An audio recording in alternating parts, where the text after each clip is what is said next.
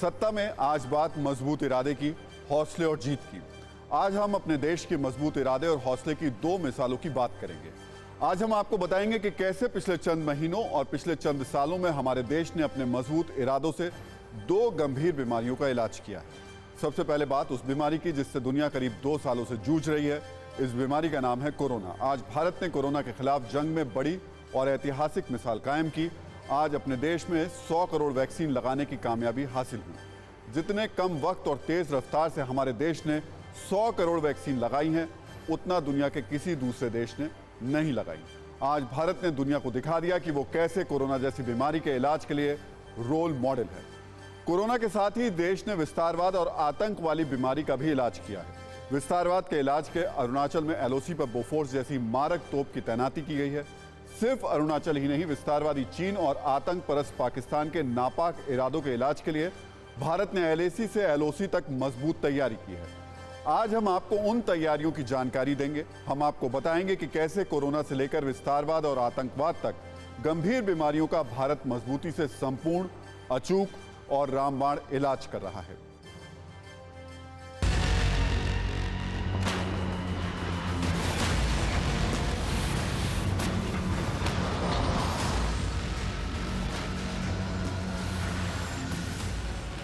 चीन और पाकिस्तान के परमानेंट इलाज की तैयारी हो रही है, क्योंकि अपनी नापाक हरकतों से ना चीन बाज आ रहा है और ना ही पाकिस्तान।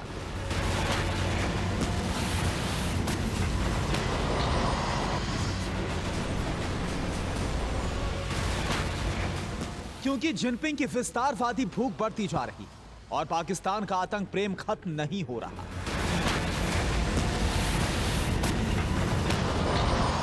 आज हम आपको बताएंगे कैसे भारत ने एलएसी से एलओसी तक भारत ने दुश्मनों की हर हरकत को जवाब देने की मुकम्मल तैयारी की है।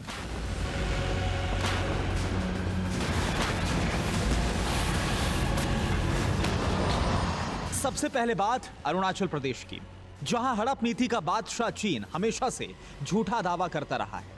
चीन अरुणाचल प्रदेश को दक्षिण तिब्बत का हिस्सा बताता रहा है। एलएसी के पास अरुणाचल प्रदेश में सीमा के पास चीन ऐसे मॉडल गांव बना रहा है जो सैन्य गतिविधियों के लिए भी इस्तेमाल किए जा सकते हैं।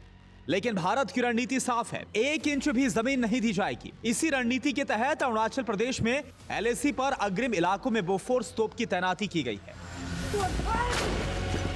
जो 27 किलोमीटर की दूरी तक गोले दागने का दम रखती है। बोफोर्स तोप -3 डिग्री से लेकर 70 डिग्री के ऊंचे कोण तक फायर करने में सक्षम है।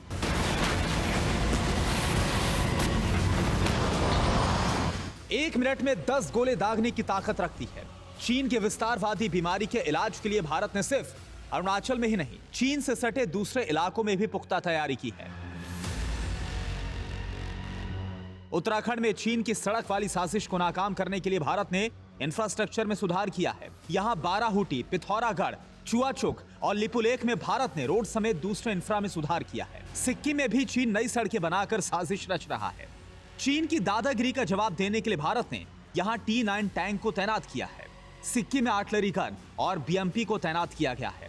सिर्फ इतना ही नहीं, एलएसी की ऊंची पहाड़ियों पर L-70 एंटी एयरक्राफ्ट गन भी है, जो चीन की किसी भी साजिश को हवा में ही नेस्तनाबूद करने में सक्षम है। वहीं दूसरी ओर एलओसी पर पाकिस्तान की मुश्किल कसने के लिए भारत ने चौकसी बढ़ा दी है। एलओसी से लगे इलाकों में सेना मुस्तैद है। यहां ड्रोन को मार गिराने वाली गन तैनात की गई है।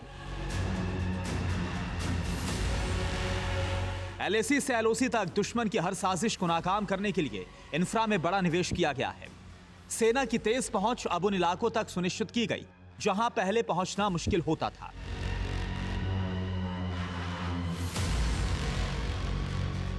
चीन से लेकर पाकिस्तान तक सेना के आधुनिकीकरण के लिए इंटीग्रेटेड बैटल ग्रुप की मंजूरी दी जा चुकी है। यह ग्रुप तेजी से और ज्यादा असरदार तरीके से आगे बढ़ने में सक्षम है।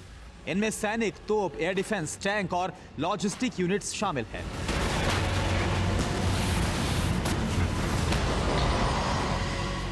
इससे चीन और पाकिस्तान सीमा पर भारतीय सेना की युद्ध क्षमताओं में इजाफा हो रहा है।